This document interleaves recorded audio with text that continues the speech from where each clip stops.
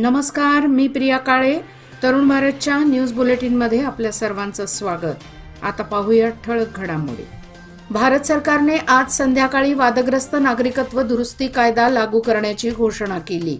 अनेक आंदोलने आणि विरोधी पक्षांच्या आणि बिगर भाजप राज्यांच्या मुख्यमंत्र्यांनी केलेल्या तीव्र विरोधानंतरही डिसेंबर 2019 मध्ये हा कायदा संसदेने मंजूर केला होता.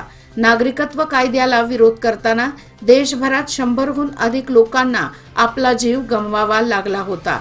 या कायद्यानुसार भारत सरकार 2015 पूर्वी भारतात स्थलांतरित झालेल्या बांगलादेश, पाकिस्तान आणि अफगाणिस्तानमधील गैरमुस्लिम स्थलांतरितांना भारतीय नागरिकत्व देण्यात येईल.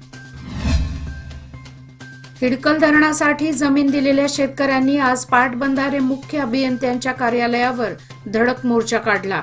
राणी चन्नम्मा चौकापासून बैलगाडीने मोर्चा काढून पाटबंधारे मुख्य अभियंत्याच्या कार्यालयावर जाऊन ठिय्या मांडला.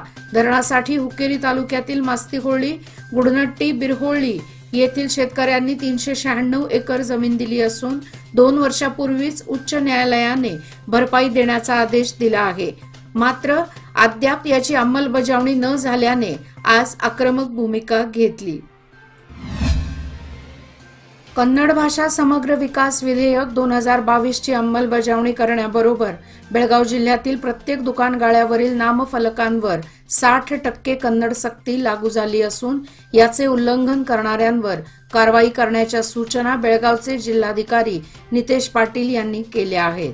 आज बेळगाव जिल्हाधिकारी कार्यालयात बोलवण्यात आलेल्या पत्रकार परिषदेत ते बोलत होते. 13 मार्चपर्यंत या आदेशाचे काटेकोरपणे पालन झाले पाहिजे असेही ते म्हणाले.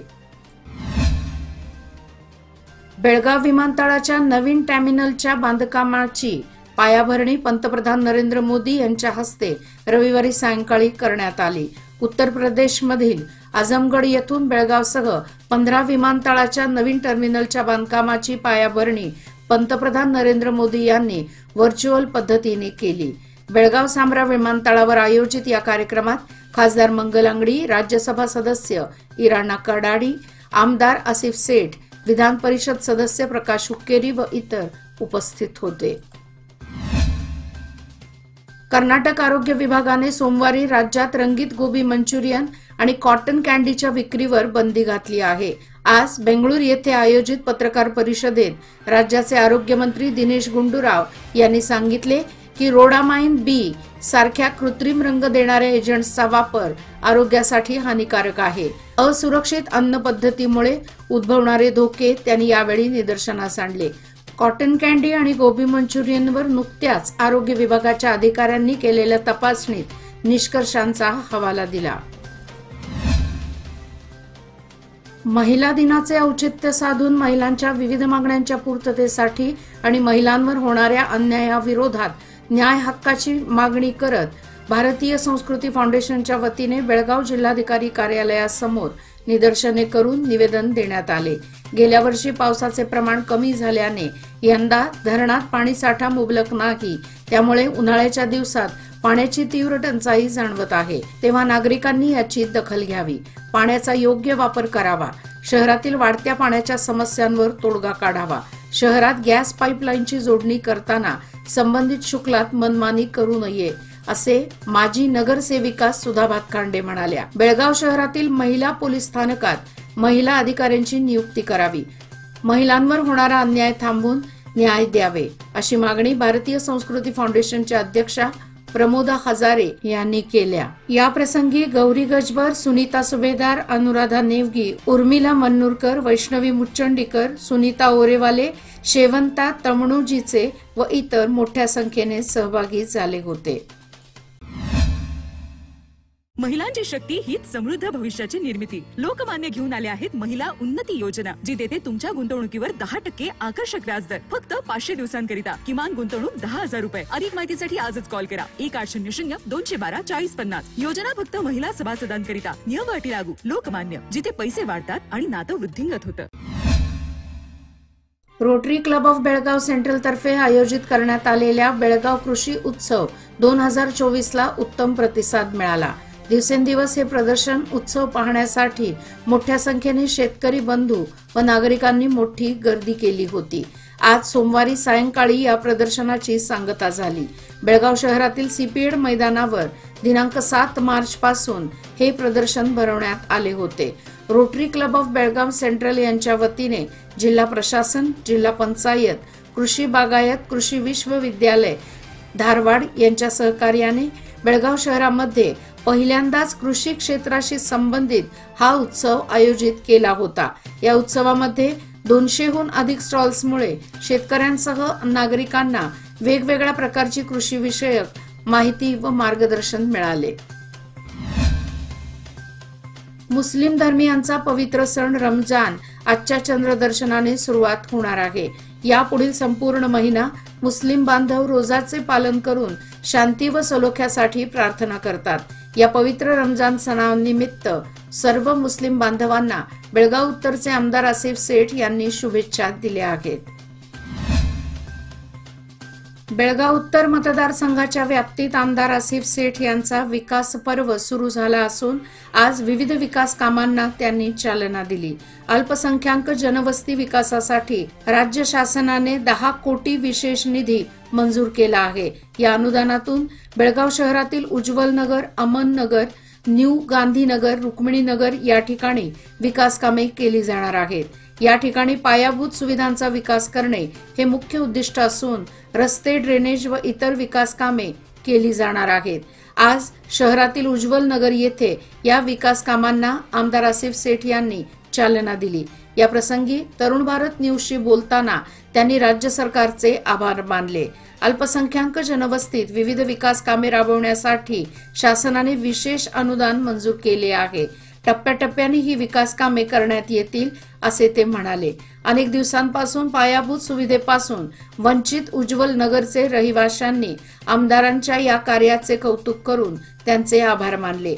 या प्रसंगी कंत्राटदार, विविध विभागाचे अधिकारी व नागरिक व इतर उपस्थित होते।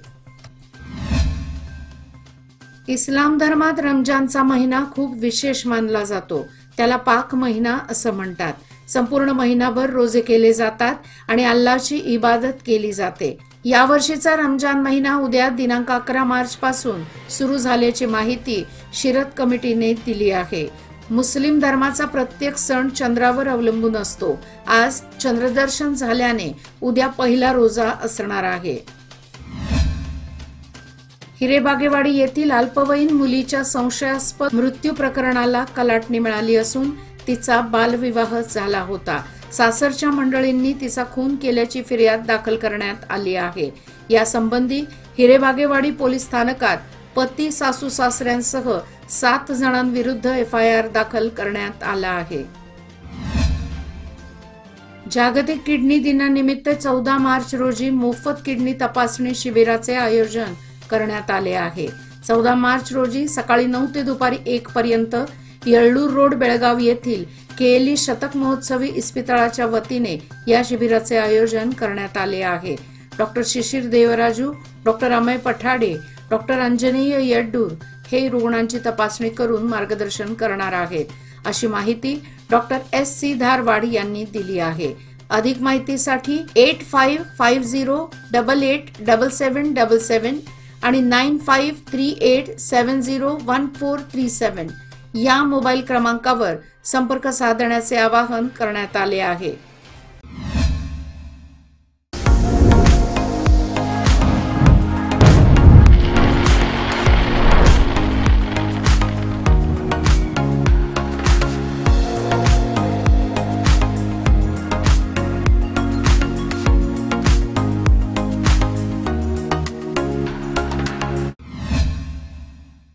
रायबाग तालुक्यातील निडगुंदीजवळ पोहायला गेलेल्या 2 मुलांसह बापाचा मृत्यू झाल्याची घटना रविवारी घडली।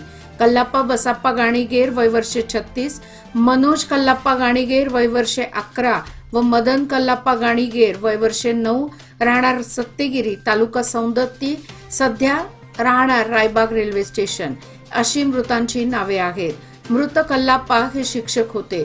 रविवारी शाळेला सुट्टी असल्याने शेततळ्यात पोहायला कल्लाप्पा हे 2 मुलांसह गेले होते।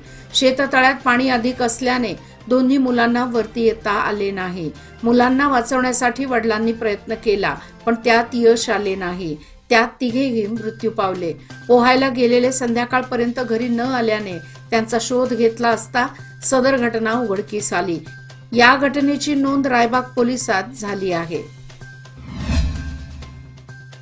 कर्नाटक महाराष्ट्र सीमेरेषेवरील राष्ट्रीय महामार्ग क्रमांक 4 वर असलेल्या कोगनोळी तालुका निप्पाणी येथील टोल नाक्यावर कर्नाटक पोलिसांकडून वाहनधारकांवर कारवाईचा बडगा उगारला जात आहे.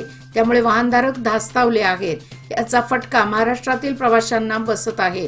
गेल्या काही दिवसांपासून निप्पाणी पोलीस स्थानकाच्या वतीने निप्पाणीपासून कोगनोळीपर्यंत ठिकठिकाणी अधूनमधून पोलिसांकडून 4 चाकी, दुचाकी व अन्य वाहने अडवून कागदपत्रांची तपासणी करण्यात येत आहे.